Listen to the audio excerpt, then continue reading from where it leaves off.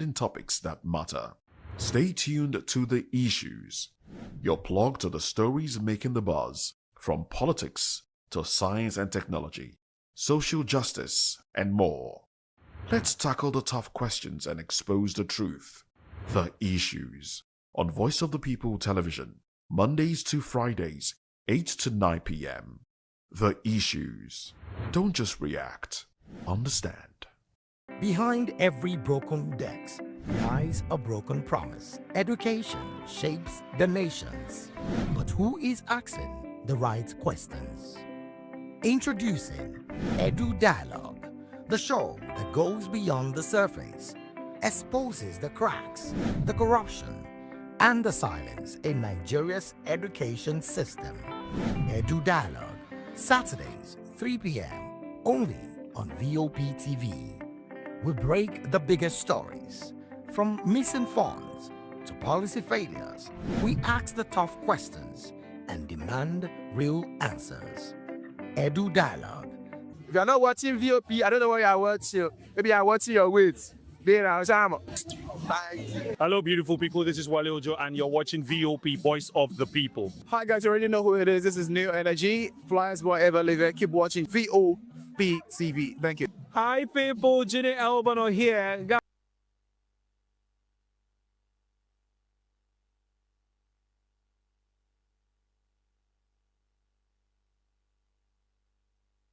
Guys, please keep watching Voice of the People. We encourage you to click on the like button and subscribe to our YouTube channel. We are Voice of the People TV. Also follow us on all our social media platforms. We are at VOP TV Live. Visit our website www.vop.ng for fresh and trending news. Also watch us live on SLTV channel 264. VOP TV, Voice of the People Television.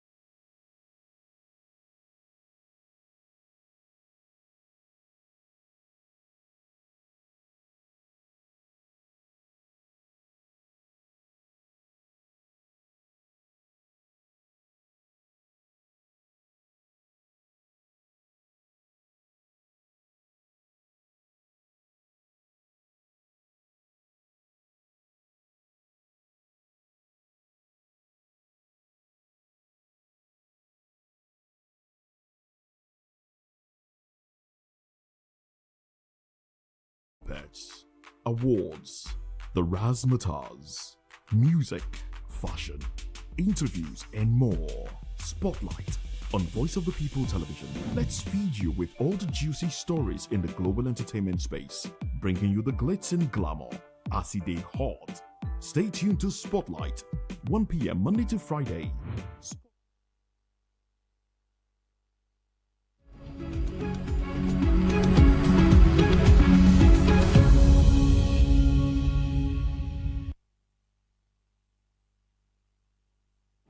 Well, thank you very much for joining us. This is Newspaper Review. I am Moses Humphrey. And of course, Jane Ogoye with me on this one, Chukuma Okoro right here as well. And we also have Mazi Amobi staying back and Dele Fanimo. Well, thank you very much, gentlemen. Your pleasure. Now, let's dive into the conversation. Let's look at the papers now.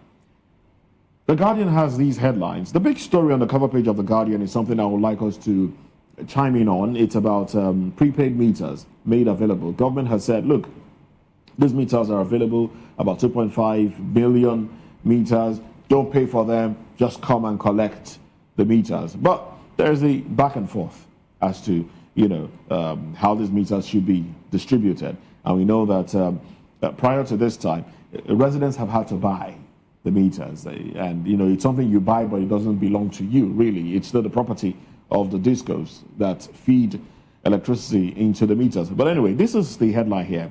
Despite demand, 2.5 million meters may rot away as federal government discos trade blames. And then there's a breakdown of it.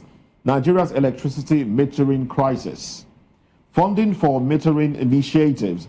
World Bank loan 2023, $155 million for 1.2 million meters. World Bank credit 2024, $500 million for financial technical support. Meter asset financing, MAF, 21 billion naira funded via tariffs. Presidential metering initiative, 700 billion naira. National Mass Metering Program, NMMP, 59.3 billion naira. Now, those are monies that have been spent on metering. And then the key highlights in this story, 2.5 million meters sitting in containers, warehouses, total registered customers, 13.5 million.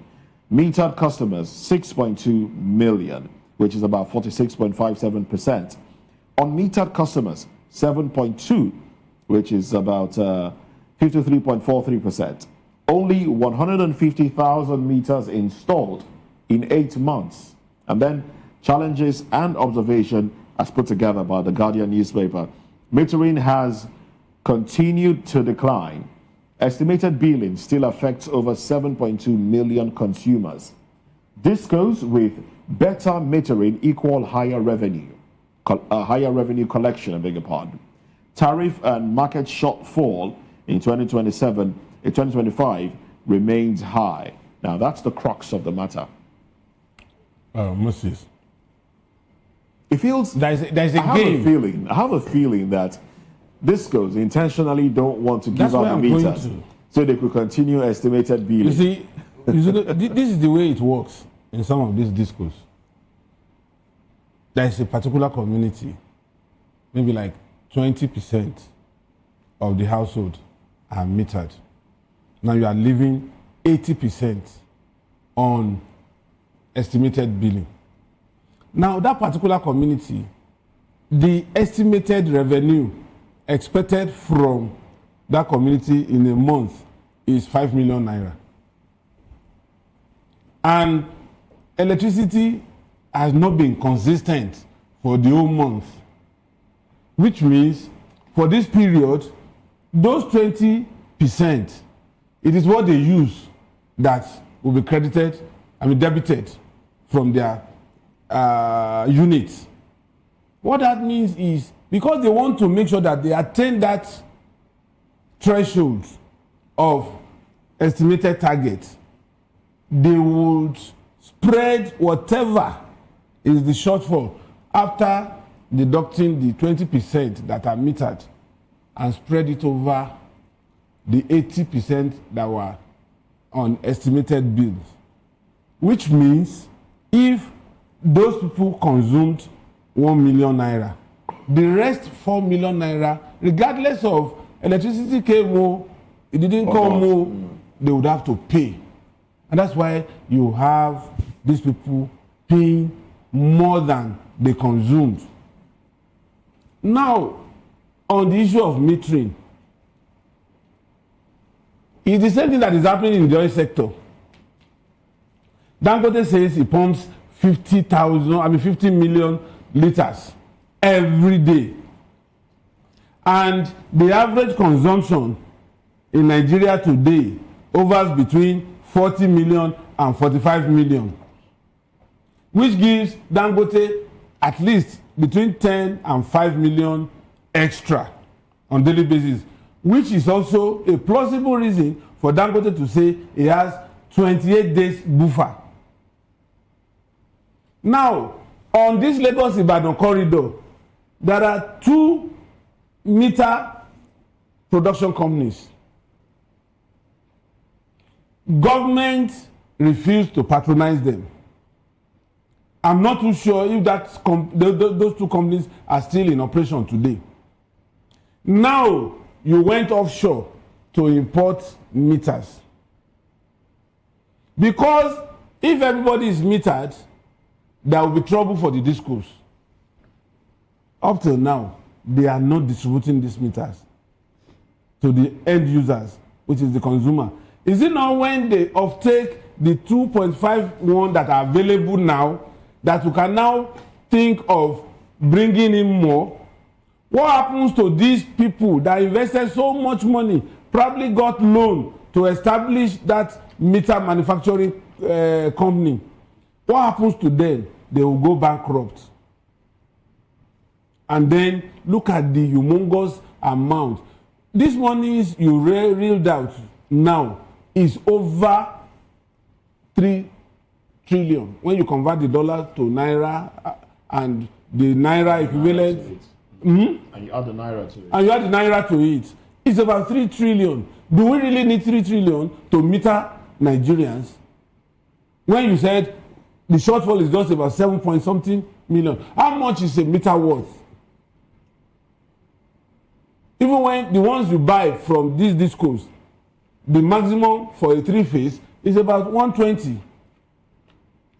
So when you do the arithmetic, you know that most of these monies you raised out were money down the drain to the pockets of the corrupt operators around that sector. All right. Let's give Mazi an opportunity. Let's have your take.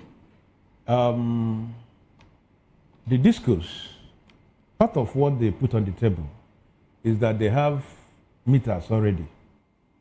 So what happens to it? The single phase is about 131,000 or thereabout. The 3-phase is about 230,000 or thereabout and all that. Now government said we have free meters. I do not know who is telling us the truth, who is not telling the truth. You see, these things are also almost always fraught in secrecy to the disadvantage of the average Nigerian. What is wrong with metering people? Of course, where I stay, if you don't have meter, you will contend with 250, 300,000 a month. That's what it is if you don't have a meter. But if you have meter, depending on the usage also, the thing can come down to 80, 50, 100, because you are better placed to manage your consumption. Usage, yes.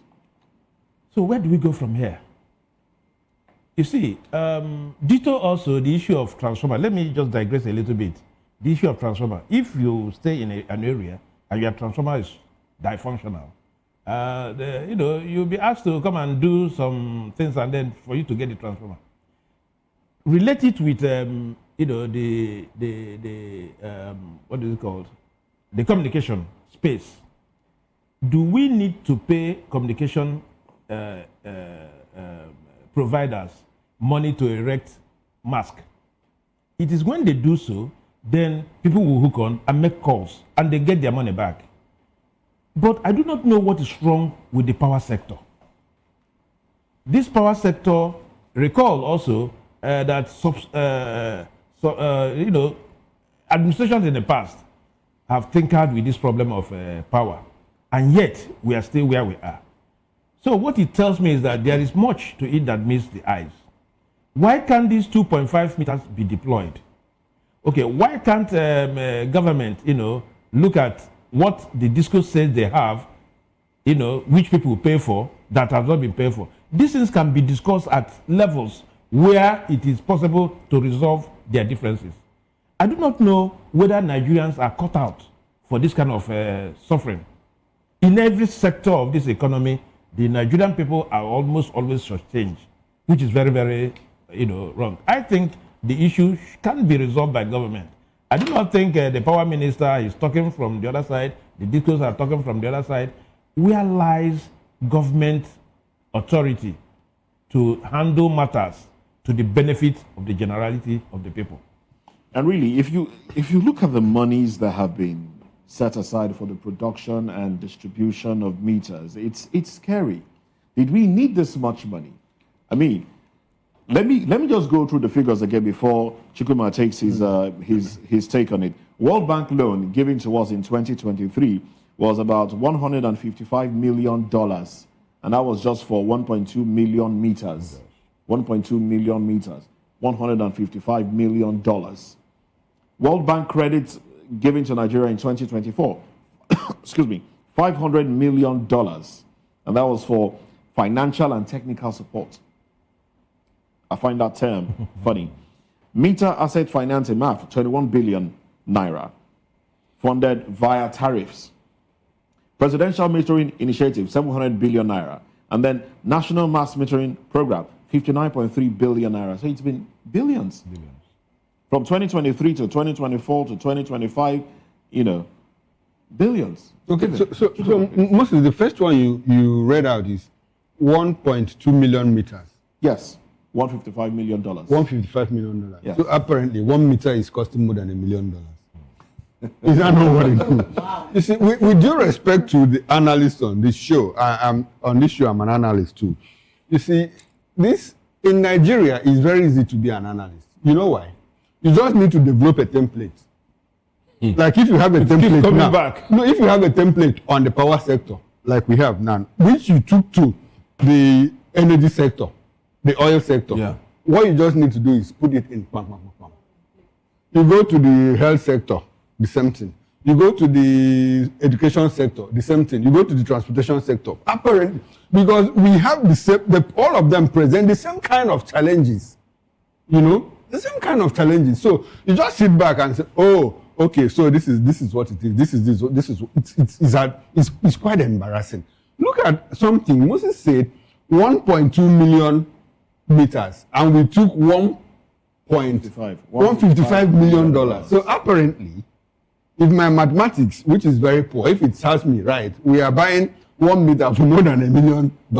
Where? What kind of meter? So these problems persist across board, across all the sectors. Where in Enugu, now there was this community that their transformer went bad, and they contributed money for over 3 months. Over 3 months, they didn't have light.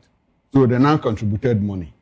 And somehow they got a man that works with EEDC to help them, get a transformer, and they paid another money to install the transformer. 2 days after they installed the transformer, the energy people, power people came with their bills. And guess what? Bills of 4 months. That were not used. And so, like Mazi said, if you don't have God punish you, or whoever punishes, whether it is God or Satan that punishes, and he punishes you, you don't have meter. Your own is finished. There was a certain man that lived somewhere in Agoda area of Lagos State here. He said his house rent is 1.2 million naira, and a month they gave him a bill of 1.5 million naira. He says it's not better he goes back to his village now. his electricity bill is higher than his annual rent. Now, at the same time, we had the Lagos State Deputy Governor Hamzat said that his NEPA bill was about 800 and something thousand naira, and the next thing he saw was 20-something million naira. How? Who consumed it? But he was lucky. He said he just moved it to the Ministry of Power, Energy and Power for them to sort out. But you and I, who will sort our own? Who will sort ours out? Who will sort ours out? That is the big question. So it is in their interest that you don't have meter. Of course, that's what I said. So that they will give you estimated billings, and they don't even. You recall that at some point, Nigerians started resorting to self-help. It was all over the social media. Women were even attacking NEPA officials. And after a while, there's a law against that now. There's a law against that. Why? Because they went to Ikeja Cantonment, Air Force Base, to collect a standing bill of 4 billion naira. They were assaulted. So how will a government agency own a distribution company 4 billion naira?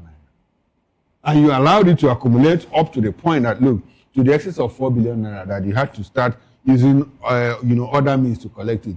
So in the power sector, when we are declaring emergency in the security sector, I think we also need it in the power sector, because without it as a background, as a foundation, we cannot move on and industrialize the way we want to do it. It's not possible.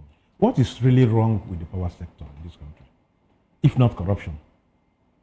Now, Mas, you have developed the template that I'm talking about. Yes. Take it to the take it to the oil sector. Is it not corruption? It is. If you take it to the education sector, is it not corruption? So where do we go from here? It also boils down on the leadership of this country. You see, some of these critical sectors of our economy needs close monitoring, needs urgent attention. We can't continue this way. Let's take the issue, this issue of metering, which borders on the very existence of the average Nigerian. Why can't it be solved?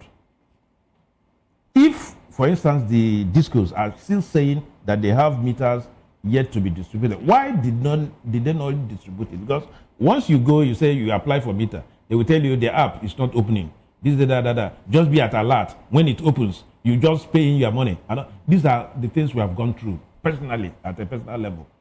So you keep on keeping on. You'll be, fixated on when they will call you that the app is open so that you can zero in your payment and all that. Why is it very difficult for these meters to be distributed?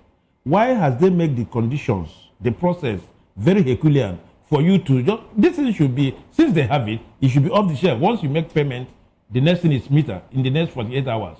But if you go, you pay, you stay for almost 1 month waiting. By the time you take your property, somebody is calling you, I'm at your place. Where is your place? So that I can come and install the meter. So it's a whole lot of, recall also, without, sounding, a little bit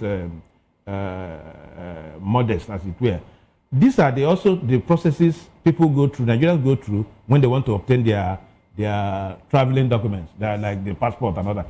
Now, the minister has come to streamline issues, make it possible. At least he has improved on the process of one getting your passport, as it were.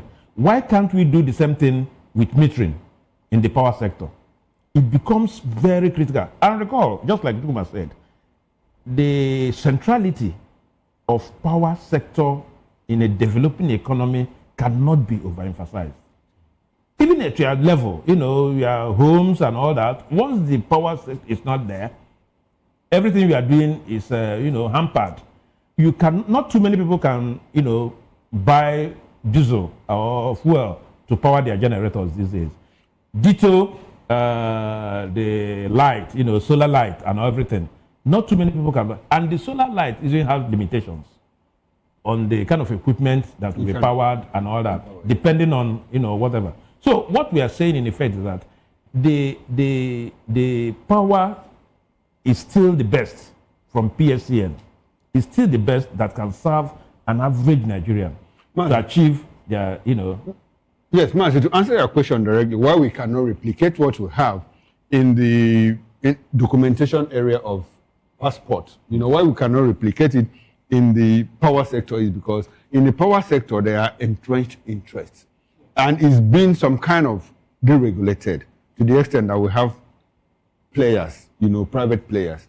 The moment you begin to contract out the obtaining of Nigerian passport to private people, that interest will build up over time. So what we are able to handle it now is that we have one agency of government doing it and doing it for the government and by the government. So by any moment you say, look, Moses, you can produce passport and sell, then you can produce passport and sell to Nigerians. My brother, within 1 month, you have a cartel in that sector. What is the sense of commercialization? Of commercialization? Yes. Okay, commercialization. No, it's because it was touted when this thing was broken down to discos, gencos, and what have you. The idea was to commercialize it, make it profit-oriented, because at that time, service-oriented too. The argument because we had was that the private sector is noted for driving processes, because you need to make money, you need to pay your salaries, you need to pay overhead and all that. So it will not, they will not do it within the bureaucracy of government, as it were. So if the process is fastened and then people get results, you will not, see, the era of not 8 knot, not 9 knot, and all those things. We are, this time around, you can stay in your toilet and begin to make calls anyhow you like.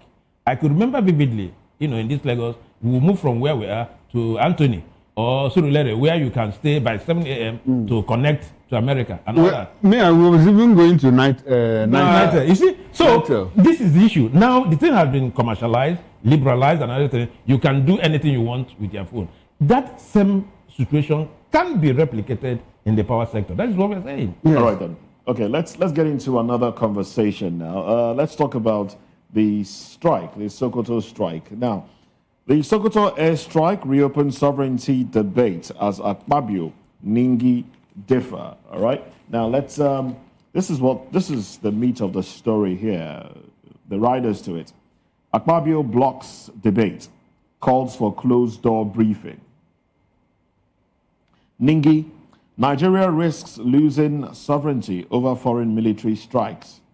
We also have reps order security operations to flush out bandits in Gombe.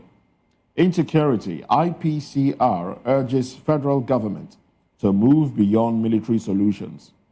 NAF confirms Niger airstrike incident, orders investigation, I beg your pardon. That's NAF confirms Niger airstrike incident, orders investigation. Federal government to engage retired military personnel to reclaim ungoverned spaces. Now those are the headlines. Gentlemen, Chukuma, you go.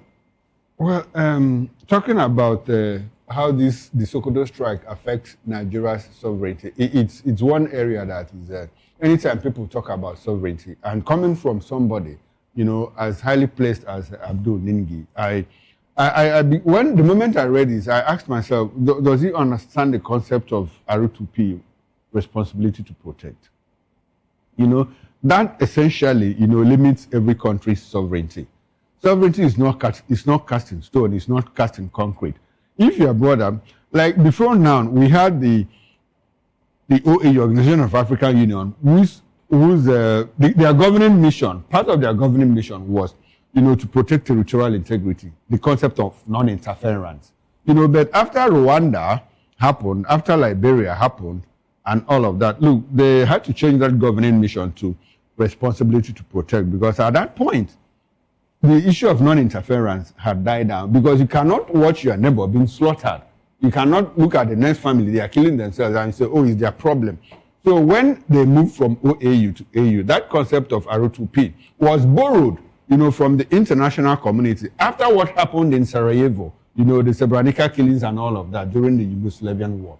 So at this moment now, we are looking at a situation where the global community has that responsibility to intervene when they have issues, that might at some point descend to a humanitarian crisis, or when genocide is involved. The moment genocide is involved, like issues of genocide, like American government has been able to at some point establish to an extent that there is genocide in Nigeria, whether Christian or Muslim, or the fact that Nigerians are being killed in a genocidal manner. So that is a call, for action. And that was why they intervened in Sokoto State. That doesn't take away the sovereignty of Nigeria. You could be discussing sovereignty when they had to go to a place like Venezuela, to take out the president. But they didn't install an American as their president. They still installed a Venezuelan as the president. So the line between sovereignty, and interference is, at this point, is blurred, especially when you have members of the international community agree what they call the coalition of the willing. No, this is what we need to do at some point. America does not often act alone. They act in concert with other nations, because before they do, sometimes, not all the time, I must admit, they reach out, to what they call the coalition of the willing and say, look, gentlemen, we need to do this and all of that, like they did in Iraq. That is still a subject of debate up until this moment, why America had to intervene at that point. Now, bringing it back home, when they are discussing security issues, intelligence issues, and they say it's closed door, well, I understand all of that because of the security and intelligence implications. But when we talk about the sovereignty of Nigeria being, infracted and all of that, I don't understand it. We have a military cooperation with these people. The Nigerian government and the US government were in talks. And our own Nigerian government said, look, we were part of it. We provided intelligence. So what is the issue of sovereignty in all of this? So I don't know where Abdul Ringi is coming from, but that's my position on this. Nothing has, Nigerian sovereignty has not been, okay, if we are talking about sovereignty, how about the people that come from Niger Republic? George Bello, is there a Nigerian? Why don't they talk about our sovereignty when they cannot take out somebody like George Bello? And we are told their military authorities, the current Minister of Defense, when he was Chief of Defense Staff, told us in the open, in the media, that look, the people that are causing problems here are foreigners that invaded Nigeria. Why didn't they talk about sovereignty then? Yeah, the issue of terrorism borders on the federal government. I think they have oversight, as it were, on, it's not a state matter, as it were. And the government has come up to say that they are part of it, So I do not think, the country is going towards the one-party state now. What that tells me is that there must be unison, there must be unanimity of purpose on policies. What is the federal government policy vis-a-vis what people are now terming sovereignty violation? If the National Assembly, as is presently constituted, houses about 90%, from the ruling party, what are they talking about? Is it not a government policy that, America should come and intervene? Why are we now having dissenting voices? So much so that, it can change the narrative, as it were. What I'm saying in effect is that as a federal government, there must be a policy direction. If they have agreed tacitly to collaborate with the American government, sufficiently, so why are we now having dissenting voices? What is the government also saying about these dissenting voices that, I think government should take ownership of this process and begin to explain, that the sovereignty of Nigeria has not been tampered with. Just like they are also saying in other spheres when things happened. When the president fell in Tokyo, the government was very quick to begin to explain.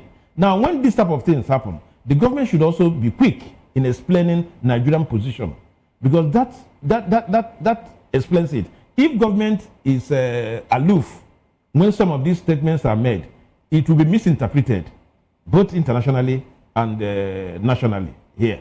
So my take is that the survival government have not sufficiently explained the fact that there is no killings. They have said there is killings. They decided to qualify the type of killings in another. But the bottom line is that there is killings. Now, government should be able to, as it were, take on this responsibility of explaining Nigerian position to, both Nigerians and the international community. The national community. Yeah. Mr. Fanimo, go ahead. Where was Ndingi when these people were attacking and killing Nigerians?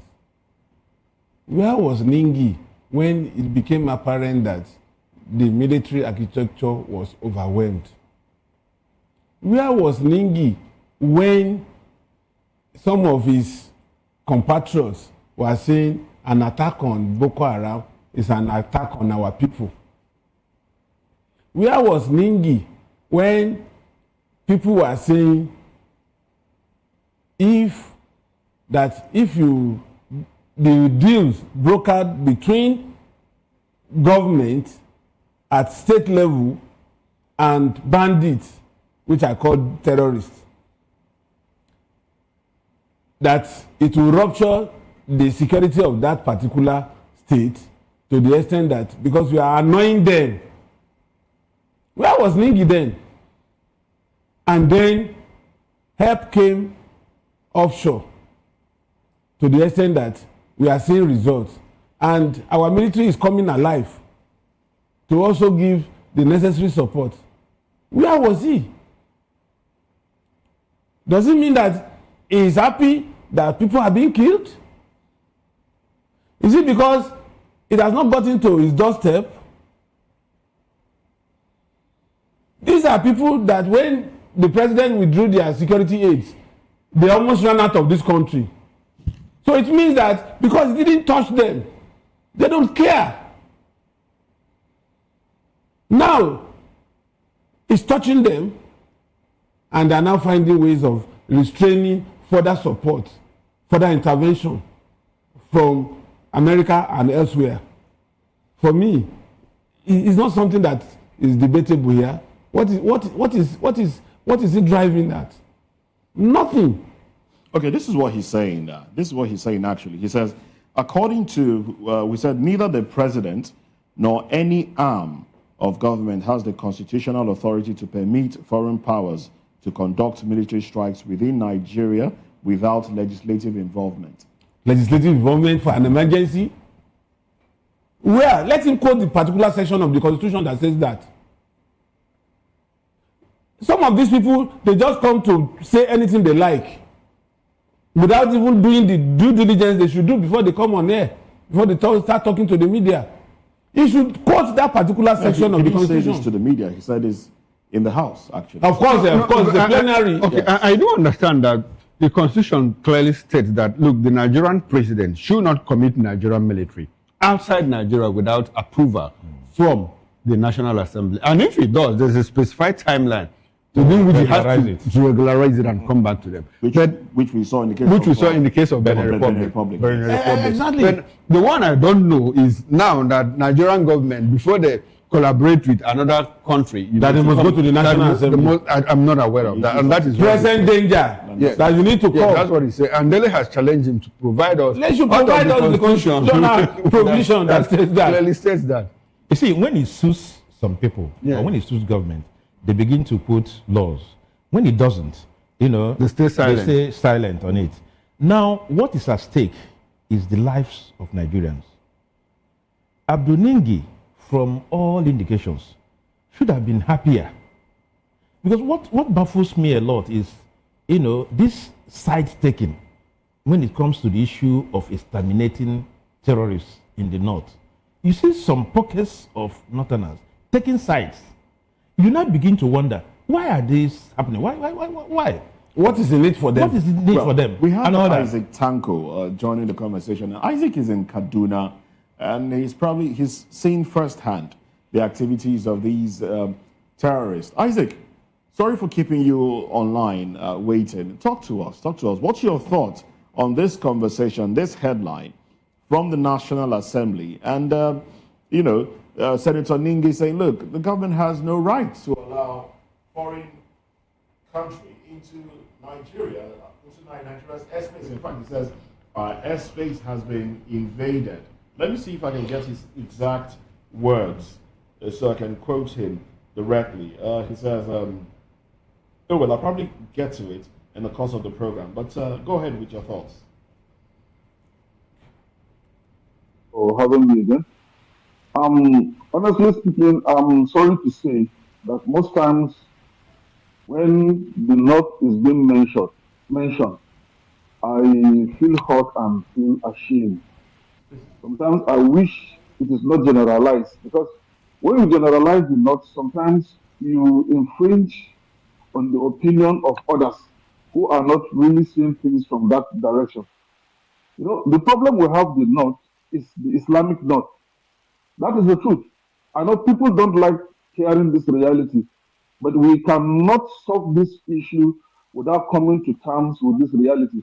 You see, what Ningi is doing is the same as the average illiterates in the core Muslim North, having that kind of ideology of dominance.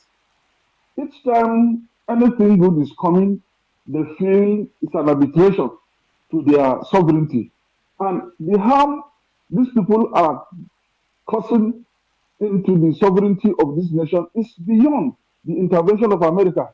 It's just a makeup activity, trying to give an impression and then tactically incite their telekawas, that is the poor people in the North, to rise against the actions of America.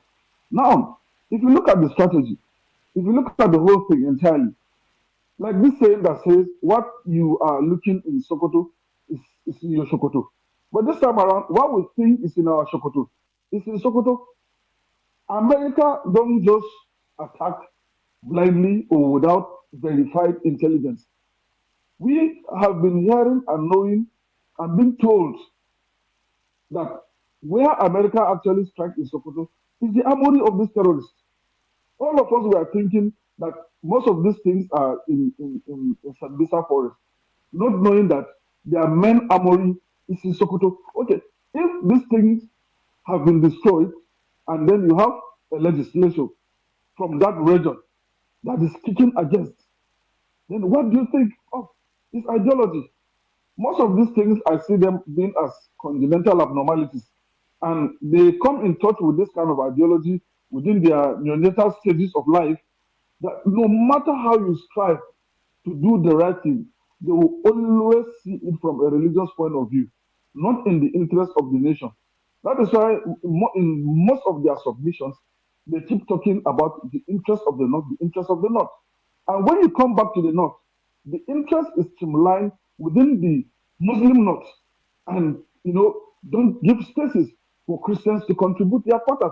Rather, most times they face huge crimes and unimaginable kind of humiliation that are not even being told in the public domain.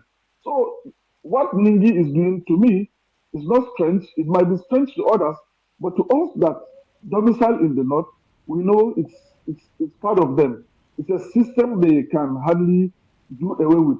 But I think we have allowed this thing to linger. We have a responsibility to apportion this blame to all of us.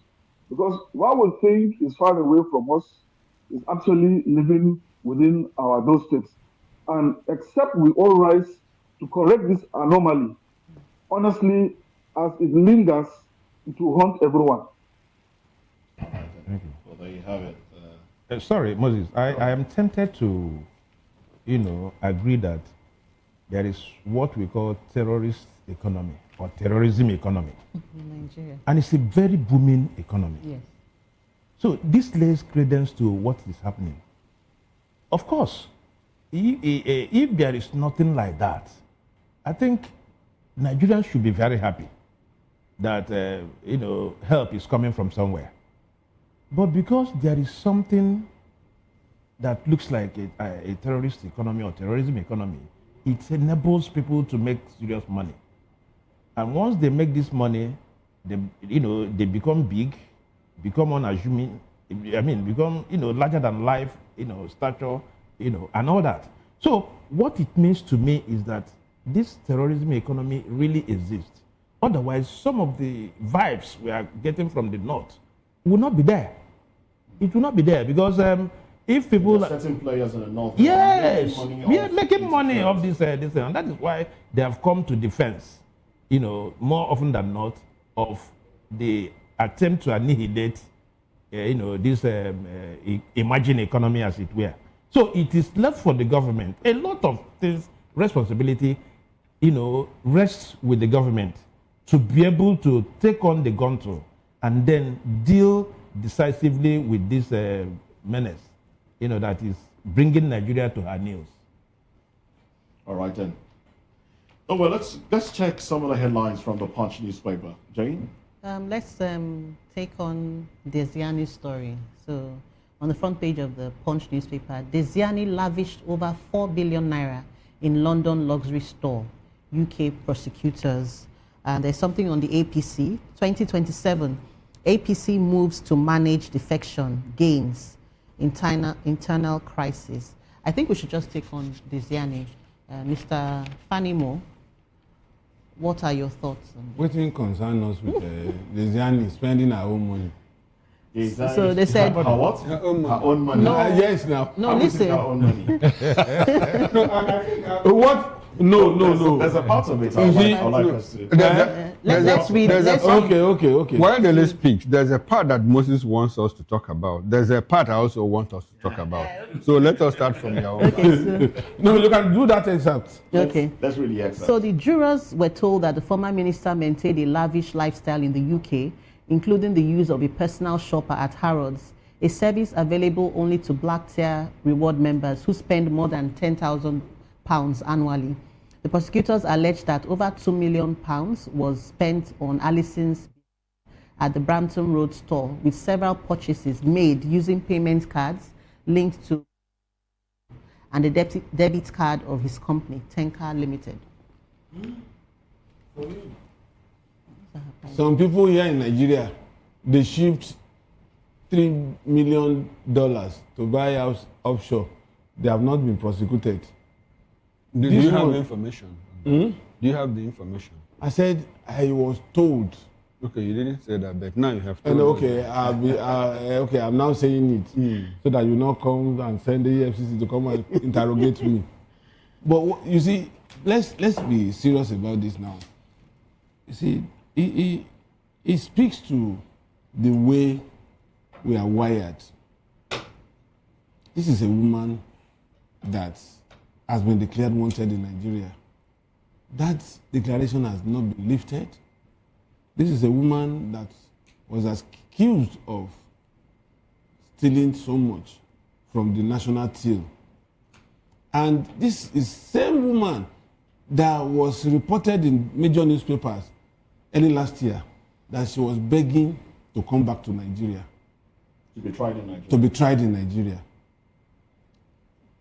I know in the court of law, when you are standing in the dock, it is not only your evidence that the judge listens to.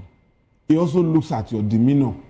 He also looks at if you are sober or you have seen that what that crime you have committed, it was an error and you want to pay restitution. But when you become a deviant in the dock, you earn more sentence. Now, if this woman felt she wanted to come to Nigeria to be tried, there was no propaganda stunt. There was no PR stunt that was not given to support this woman. Sometimes they maybe as at that time, maybe AI was not so prominent. Maybe they used AI that she had this clean-shaven head and all that, from cancer. and that she has cancer and all that. And if a cancer ailment gets to that stage, by now, something would have happened. So I consider that as a stunt. Now, going to Harrods, everybody knows Harrods in UK that not ordinary people visit Harrods. And then you now went to lavish. That Aluko of a man, up till now, had been declared wanted too. Because he was considered as the Zionist Man Friday. Now, it is through this man's account that you are lavishing over £2 million. What does that mean? Instead of looking for a Kanu to be arrested anywhere in the world, is it not better for us to go and pick this woman that will even give value to our economy by making sure we bring her back, let her face trial, so that we can forfeit all the assets that had been linked to her, instead of allowing her and then we are just celebrating that he spent $2 million and the UK prosecutors are the ones now doing our job for us. I'm not comfortable with And this. some Nigerians feel if she comes back to Nigeria, the case will be swept under the rug. Not naturally. And that was why she was asking to come back. Is that the angle you wanted us to talk about? No, go ahead. So she just develop that angle. It's okay. Okay, now let's talk about Jane. Sorry, I have to put you on the spot here. Now, can you tell us the psychology of women? You know, how women, how In a woman- unbridled acquisition. I mean, how a woman could go out of her way to, steal all of this So money. I don't think it's a gender thing. I Okay, beg to it's not a differ. gender. I think it's a personality thing. Philippines a woman that had over 5,000 Corazon pairs Aquino. of shoes. The first And you lady. can also talk about here the humanitarian ministry. Yes. What's her name again? That's how you do. No, before better. The former woman. Before better. I think Azan, something Azan. Farouk. So it's not a woman thing. It's not a woman thing. I think it's a personality thing. You are greedy. We all love the good things of life. Women love the good things of life, and I'm sure men too.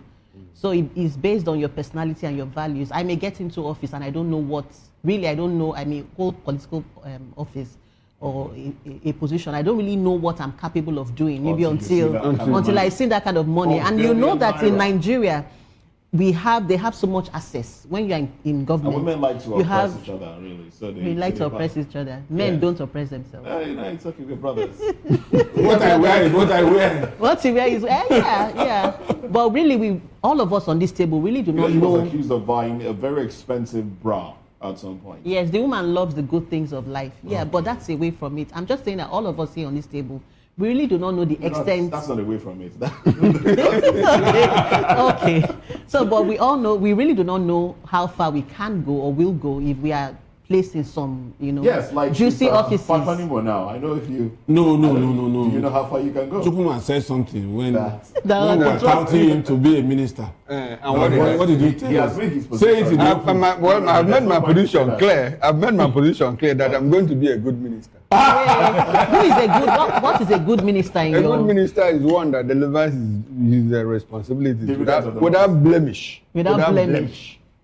I like to be And one goes of out the to conceal. I like to be one of the shining stars of my Away. administration. of any administration, when I get into office. Okay, so I think we well. should. Can we take the APC story? Tanko, We're out of let's time. get Okay. Tanko's view on this one. Tanko, please, go ahead. Talking about Diezani Allison Madueke.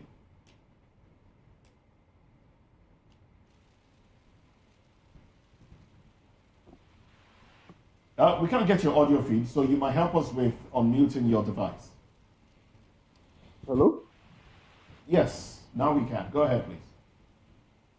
Yeah, please come again. I lost the audio from this. Okay, the headline we are reacting to is from the Punch newspaper, and it's about Diezani Allison Madueke, who's said to have lavished over 4 billion naira in London luxury store, buying, you know what, trinkets, good dresses, shoes. I mean, Jane was just showing me some shoes now, and I know that if she had 4 billion, she would purchase. Because those according shoes. to her, women love the good things of Good life. things Even of men. life. So talk to us. What are your thoughts on this one? Do recall that at some point she was asking to be brought back to Nigeria to be tried in Nigeria, and we know we have a few others. We have Mili Kyari, who has about 2.5 billion, some billions hanging around his neck, some accusation of misappropriation of funds hanging around him, and he's not the only one. We're still talking about Godwin Emefiele. We're still talking about Malami. We're still talking about Yahaya Bello. A lot of these individuals, have had their hands soiled with state funds. What are your thoughts? Well, like I said in the other time, we have lost confidence in the judiciary. We don't trust the government. We don't trust the police system. We don't trust the politicians.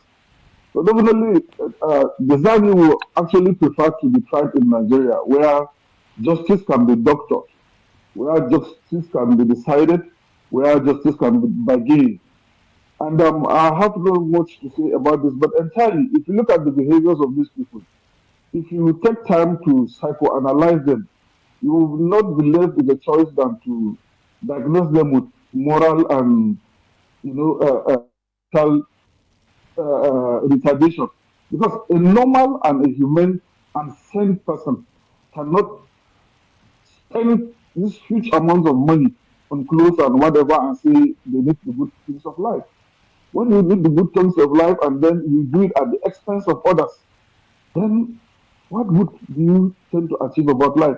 It's meaningless. I think that is all I have. It's disgusting. All right. Honestly, I don't want to talk much about this. Thank you very much, Tanko, for joining the conversation. We have to let you go now. This is where we draw the curtains on the program.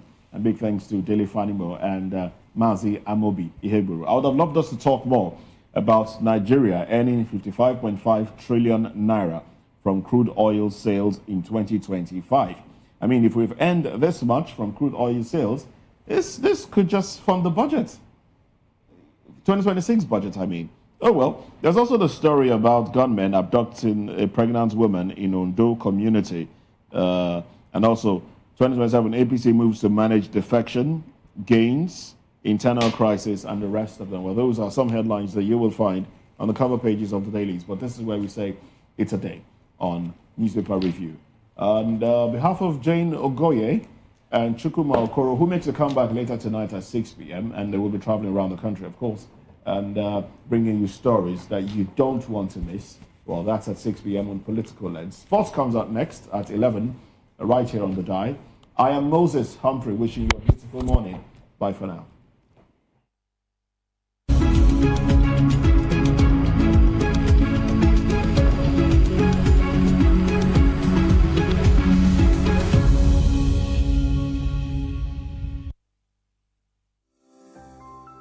VOP TV.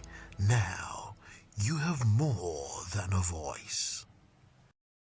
To know the happenings in the maritime sector, join us on the program Maritime Frontiers on VOP TV as we discuss key areas in the maritime sector from aquaculture, maritime transportation, maritime labor regulation, oil and gas exploration, ferry and passenger insurance, marine pollution and prevention, port operations, and lots more. Maritime Frontiers, exploring Nigeria's blue economy.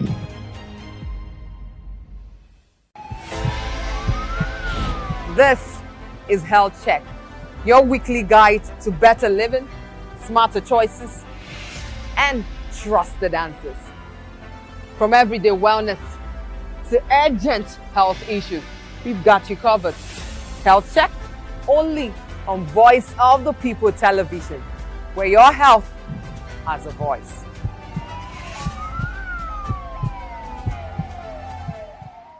Are you ready for the extraordinary? Something big is happening on your screen. Introducing VOP TV. Now streaming on SLTV channel 264. From breaking news to captivating conversations, news analysis, giving you all sides to the story. We break in-depth discussions on the issues that matter, from politics to sports, entertainment, and lifestyle. VOP TV on SLTV channel 264. Join us as we redefine what television means to you. Voice of the People Television, VOP TV. Now you have more than a voice.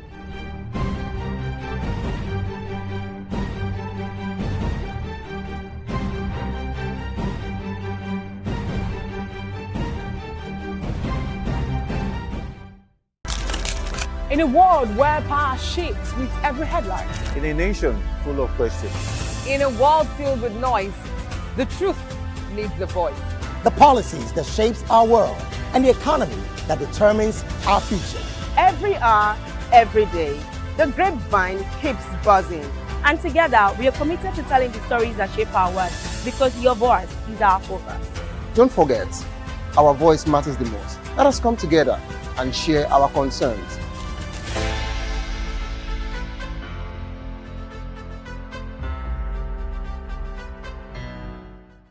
In a world where truth is the ultimate power and opinions scream the loudest, it's time to wade through the noise. Hunger no get tribe!